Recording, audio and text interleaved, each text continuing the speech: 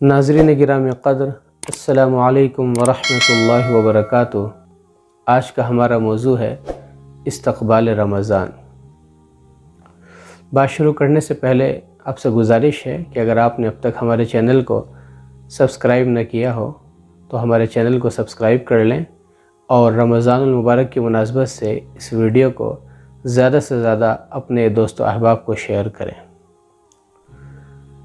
رمضان المبارک کے چند روز باقی رہ گئے ہیں اور رمضان کا مہینہ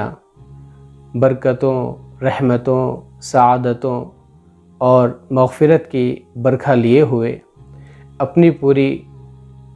رعنائیوں اور ذوفشانیوں کے ساتھ ہمارے اوپر سایہ فگن اور جلوہ گر ہونے والا ہے۔ جو مہینہ اللہ کا مہینہ ہو، جس میں اللہ رب العزت نے قرآن مجید جیسی کتاب کو نازل فرمایا ہو، اور جس میں اللہ رب العزت نے شب قدر جیسی رات کو رکھا ہو جو 1000 مہینے عبادت کرنے سے افضل ہے، جس میں اللہ رب العزت نے رحمت، مغفرت اور دوزخ سے گل و خلاصی کے عشرے رکھے ہوں، اور جس میں اللہ رب العزت نے نوافل کے ثواب کو بڑھا کر 70 گنا زیادہ کر دیا ہو، اور جس کی راتوں میں تراویح کا اہتمام کیا جاتا ہو، اور جس میں اللہ رب العزت نے شیاطین کو پابند سلاسل کر دیا ہو، اور جو مہینہ سال میں ایک بار ہمارے پاس بے پناہ اجر و ثواب کی سوغات لے کر بحیثیت مہمان کے ہمارے پاس آتا ہو، ظاہر ہے اس مہینے کا استقبال کرنا، اس مہینے کو خوش آمدید کہنا اور مرحبا کہنا یہ ہمارا حق بنتا ہے۔ ناظرین گرامی، جو مہمان جتنا قابل تعظیم اور قابل تکریم ہوتا ہے، اسی کے مطابق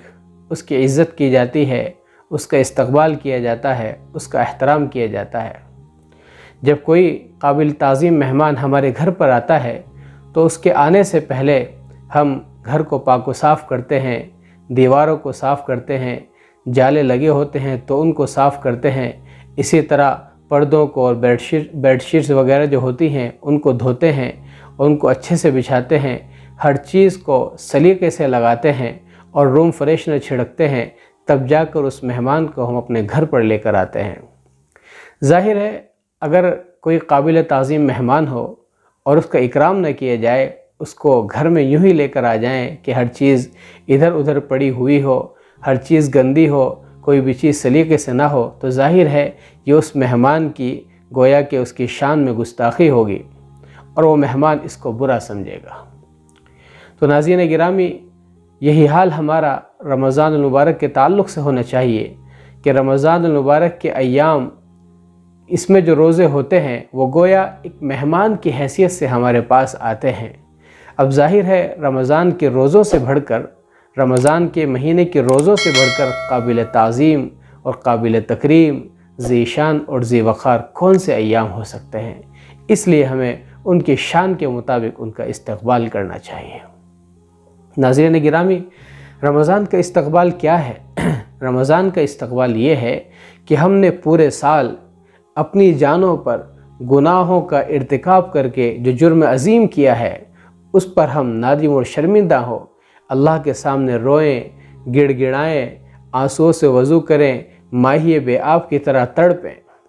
اور بندوں کے جو ہم پر حقوق ہیں یاد کر کر کے ایک ایک بندے کا حق ادا کریں، اللہ کے جو حقوق ہیں ان کو بھی ادا کریں۔ ہم اپنے آپ کو احکام الہی کا پابند بنائیں، سنت رسول سے ہم اپنے آپ کو سجائیں، اللہ کے نبی صلی اللہ علیہ وسلم کی ایک ایک سنت کو اپنے دل کے اندر بٹھائیں، اپنے دل کا قرار بنائیں، آنکھوں کا سرمہ بنائیں، سر کا تاج بنائیں۔ ہم اپنے ایمان کو مضبوط کریں، اپنے عقائد کو درست کریں، اپنی عبادات کے اندر جان پیدا کریں، اسی طرح ہم اپنے معاملات کو درست کریں، اپنی معاشرتی زندگی کو خوشگوار بنائیں، اس کے اندر خوشیوں کے رنگ بھریں، اور اسی کے ساتھ ساتھ اپنے اخلاقی معیار کو مزید بلند کریں اور نبوی اخلاق سے پوری دنیا انسانیت کو بوئے یاسمین کی طرح، چمپا کی طرح، بیلا اور نسرن کی طرح، رات کی رانی کی طرح مہکا دیں اور معطر کر دیں۔ یہی دراصل رمضان المبارک کا استقبال ہے، یہی دراصل رمضان مبارک کو ویلکم کہنا ہے۔ اور ناظرین گرامی، یہ کام جو ہے ہمیں رمضان شروع ہونے کے بعد نہیں کرنا ہے، بلکہ رمضان سے پہلے ہی اس کام کو انجام دینا ہے۔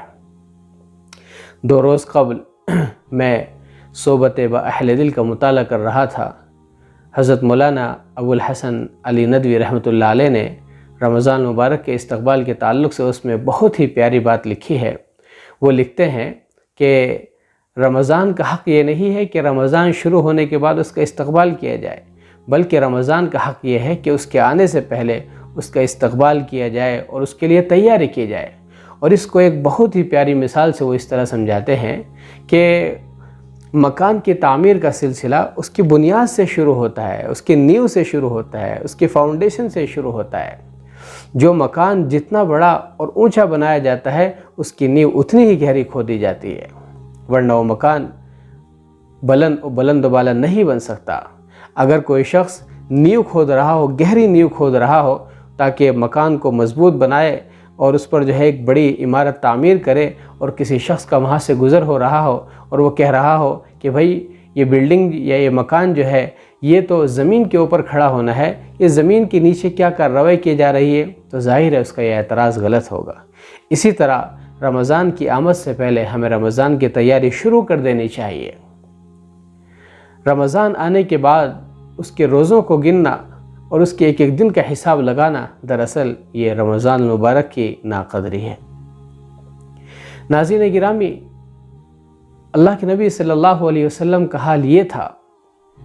کہ جب آپ شعبان کے مہینے کے اندر داخل ہو رہے ہوتے تو اللہ کے نبی صلی اللہ علیہ وسلم مستعد ہو جایا کرتے تھے، اور آپ گویا ایسا محسوس ہوتا تھا کہ شعبان کے شب و روز وہ رمضان کے شب و روز ہوں۔ آپ برابر مستقل روزوں پر روزے رکھا کرتے تھے۔ اللہ کے نبی صلی اللہ علیہ وسلم شعبان کے 27 یا 28 دن کے برابر روزے رکھا کرتے تھے۔ اسی طرح صحابہ کرام کا حال یہ تھا